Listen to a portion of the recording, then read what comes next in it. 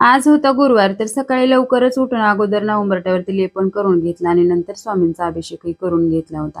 आणि मी ना खूप दिवस झालं स्वामींपुढे एक इच्छा मागितली होती, की माझ्या दुकानाचं काम लवकर होऊ दे आणि ते पण बघा ना लवकरच पूर्ण झालं आणि अगदी दुकानाची पूजा ना गुरुवारीच करायची ठरली होती. त्या दिवशी मला खूप भारी वाटत होतं, कारण माझी खूप मोठी इच्छा पूर्ण झाली होती.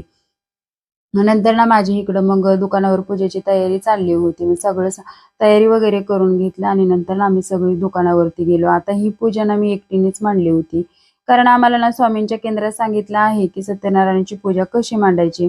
नंतर ना मग आमची पूजा आरती सगळं झालं आणि छान असं ग्रँड ओपनिंग झालं आणि मग तिकडचं सगळं आवरलं आणि आम्ही घरी आलो होतो.